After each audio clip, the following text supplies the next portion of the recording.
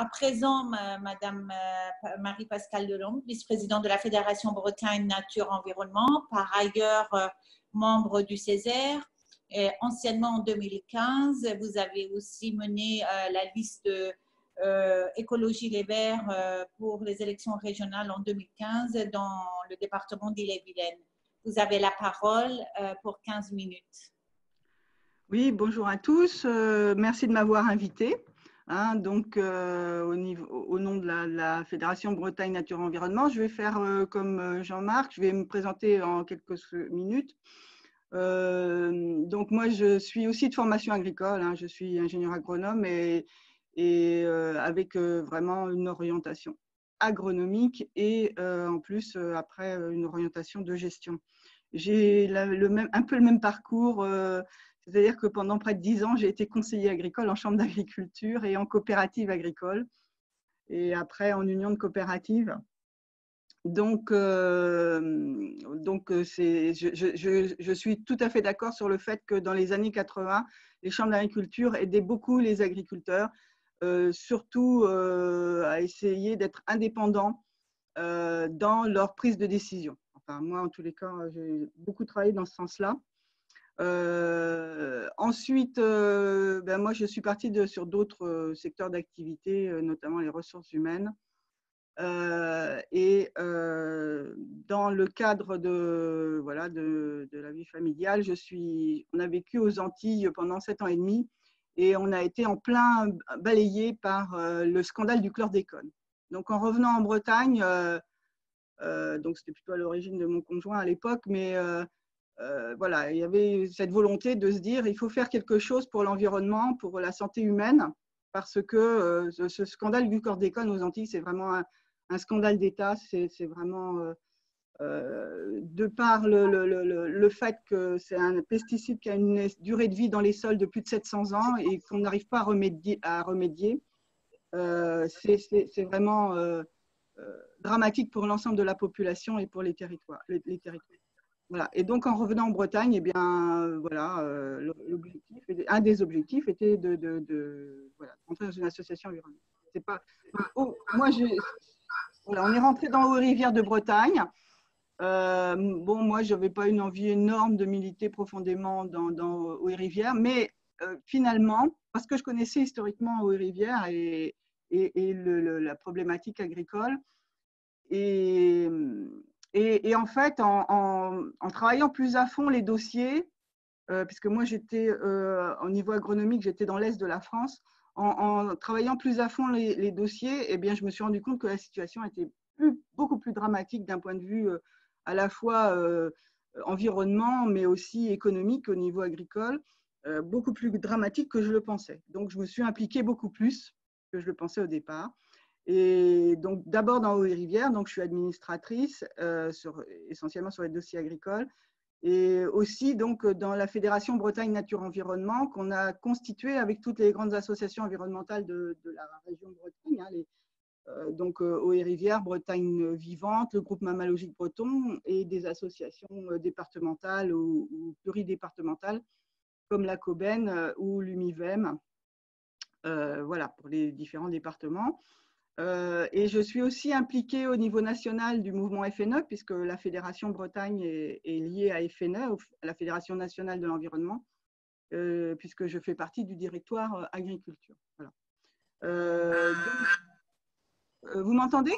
Oui, oui, parce que j'entends des bruits. Oui, j'entends. Oui. Et donc, au niveau de la fédération, bien, on a des objectifs aussi au niveau agricole, bien sûr, et on travaille, et je suis complètement d'accord avec les propositions de M. Thomas. On travaille d'ailleurs parfois ensemble, on a des réunions communes sur des dossiers, notamment par exemple, pour pas citer l'industrialisation de la filière volaille, et une grande problématique qu'on voit en Bretagne, et pourquoi l'agriculture est si importante en Bretagne. Bon, effectivement, dans votre petite note, c'est assez bien dit. Voilà, c'est quand même, voilà, on a un territoire agricole, on a un territoire qui a évolué en partie par l'agriculture. Mais aujourd'hui, la problématique, c'est qu'il y a une industrie agroalimentaire qui s'est tellement greffée sur le système que pour nous, le problème n'est pas les agriculteurs. Les agriculteurs ont fait déjà énormément d'efforts entre les années 60 et les années 80, par exemple, et toutes les années après, pour avoir les différentes phases d'amélioration technique et de production. Mais c'est le système agroalimentaire et d'approvisionnement qui aujourd'hui verrouille le système en partie. Voilà, pour nous, c'est notre analyse. Et c'est pour ça qu'on est tout à fait intéressé par cette expérimentation, la possibilité de faire cette expérimentation de régionalisation de la PAC, mais on est clair que ça ne sera pas suffisant pour nous. Voilà.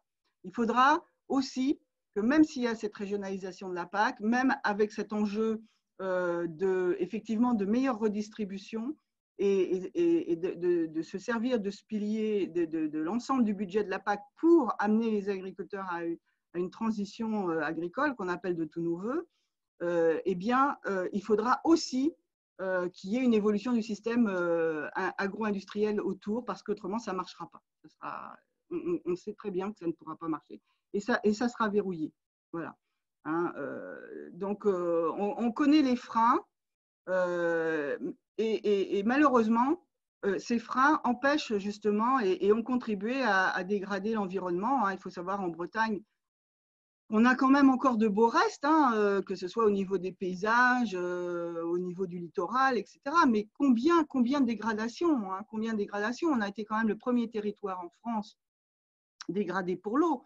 Pourquoi? Parce qu'on vit d'une autre surface, à notre socle. Notre socle est granitique pour l'essentiel du territoire et donc on vit essentiellement de l'eau de surface. Donc toutes les pollutions liées à l'agriculture hors sol, hein, et donc on parlait tout à l'heure du soja importé. Donc pourquoi est-ce qu'on a un excès de nitrate? On a un excès de nitrate essentiellement dû au fait qu'on a trop de pression animale, trop d'animaux sur un petit territoire. Et comme on a des eaux de surface, eh bien forcément ces pollutions, elles vont ruisseler dans les rivières très rapidement et elles ne vont pas s'infiltrer ou peu dans les nappes profondes, parce que d'abord on en a forcément énormément. Hein, et ensuite, comme on a des rivières qui ne sont pas très longues, hein, vu notre territoire, eh bien ça va très très vite sur le littoral, d'où la problématique algues vertes. Voilà. Hein, donc, pour résumer ce premier problème des nitrates, et donc nous, on demande absolument à avoir un retour de la production animale qui est en correspondance avec la capacité du territoire en termes de pollution. C'est-à-dire que le territoire, le sol, soit capable de ce retour au sol des effluents d'élevage.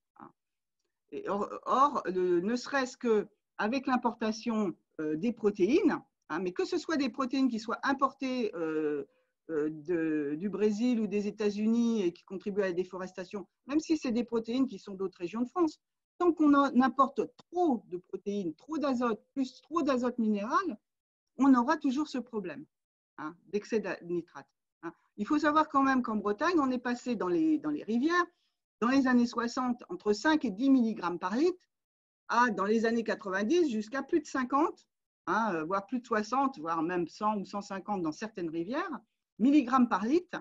Hein. Donc aujourd'hui, en moyenne, on est redescendu, hein, parce qu'il y a quand même eu vraiment une prise de conscience et un travail qui a été fait, hein, et surtout, je dirais, un meilleur échelonnement des effluents, plus du départ, hein, d'un volume d'effluents, soit par le traitement des effluents, etc. Mais on est redescendu entre 30 et 34 mg litre. Mais il y a encore des rivières où c'est quand même trop important. Voilà. On a d'autres problèmes. Hein. On a des problèmes sur je dirais la faune et la flore, hein, puisqu'on a des pertes, on a des espèces qui sont en danger. On a des pertes de continuité écologique. Hein. Donc la continuité écologique, c'est les routes hein, voilà, on va dire, les moyens de déplacement des espèces. Hein. Eh bien, on a beaucoup de problèmes sur les continuités écologiques en Bretagne encore. Et on a ce dernier problème, hein, qui n'est pas des moindres, c'est notre enjeu climatique. Hein. Bon, je pense que dans l'auditoire, tout le monde est à peu près convaincu quand même que le climat change, hein, au moins sur l'aspect du changement. Et donc, on doit absolument agir sur, un, comment s'y adapter, et deux, comment empêcher qu'il change plus. Hein, voilà, parce que on voit que ça va beaucoup plus vite que ce qu'on pensait, ça c'est le premier point. Et le deuxième, c'est pas parce que ça va changer que ça va s'arrêter si nous, on ne change pas. Voilà. Donc, il y a vraiment les deux niveaux de réflexion à avoir. Donc, ça veut dire que ça va mobiliser des moyens et ça va mobiliser toute l'économie. Hein. Donc, quand nous, on parle au niveau environnemental des enjeux, hein, et du fait que l'humanité est dans une biosphère. Hein, donc, on a vécu là pendant 20, 30 ans et plus sur l'idée que c'était l'économie qui gérait l'humanité. Mais non, c'est la biosphère qui gère l'humanité et nos sociétés. Et on a après un système d'échange, des systèmes d'échange qui font nos économies. Donc, il faut se remettre dans ce contexte-là et changer un peu notre regard. C'est extrêmement important. C'est des enjeux culturels pour nous. Arriver à une économie écologique, c'est un enjeu culturel. Voilà. Donc, ça doit aller dans toutes les politiques. C'est une compréhension.